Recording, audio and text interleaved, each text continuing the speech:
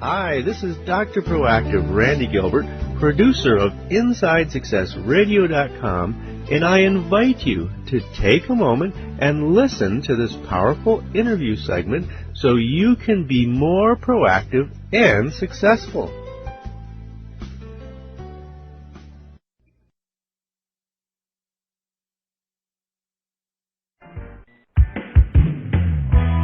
Let's return to the path to triumph with the Inside Success Show.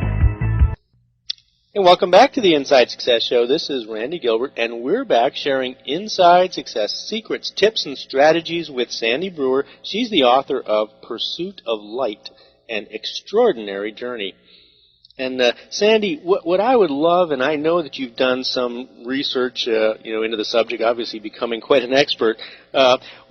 Is there some kind of a percentage, maybe, of people that do feel like they're victims of the past?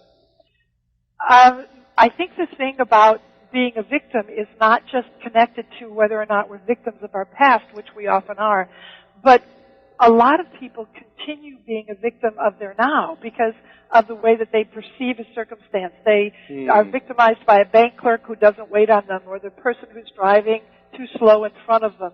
And I think that it's essential that we have this commitment. If we desire a life greater than our past, if we desire fulfillment and new adventures and to feel vibrant in life, that we have to commit to, I am not a victim of the world around me. I get to choose. I may have the right to say I'm a victim, but I need to exercise which rights are really going to be helpful to me. Yeah, I really think that the kind of thinking that helps us to be responsible for our own choices is really, really important. And sometimes having a painful past can really be a negative. And share with us your thoughts on about that. Does it have to limit a person? Well, I think it often does, because when one has had a painful past, it's easy to view everything that's going on from the point of view of that pain. And so that individual will become oversensitive or over-emotional or over-aggressive because they're viewing their current life based on the way they identified themselves from the past, or based on unresolved emotions from the past that they're going to act out today. So I think that it really is essential for everyone to understand that what happened to them is certainly not their fault. But no matter how unfair it may sound, that what you do with what happened to you is your responsibility. It may not be fair, but it is the only way that it's going to work. So we have to take these difficult circumstances and be able to look them square in the eye, to be able to feel emotions without getting into the story. Every child, there's not a child who has been abused, whether it's physically abused, emotionally abused, whatever, verbally abused, that little child doesn't take it on as, this is happening because something's wrong with me. It doesn't occur to a 3-year-old that a 30-year-old doesn't have their act together. Yeah. Yep. They just start, then we get to be 30 and we go, oops, it didn't just happen like a miracle, So, but at 3, the child doesn't know that. So at 3, the child starts to identify himself or herself as something that's not worthy. And then pain and suffering starts, and then the child starts to compensate for the places that they think that they're causing this other person to behave the way they are.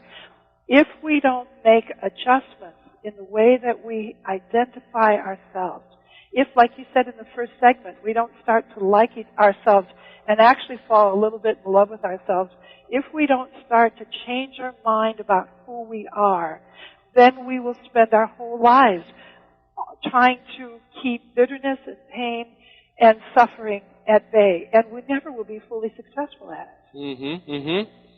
Yeah, quite the challenge, isn't it?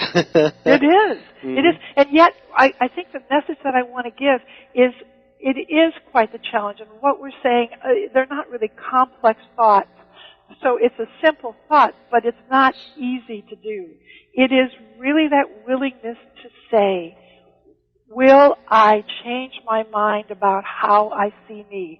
Forget about how you're seeing other people. How am I seeing me in context of the situation? In this moment, can I remember love? Can I remember caring? Just about me.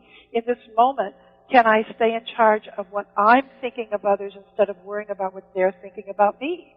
In this moment, can I take responsibility not so much for what's happening, but for how I'm reacting to what's happening? Will I love myself enough? Hi, this is Dr. Proactive, Randy Gilbert.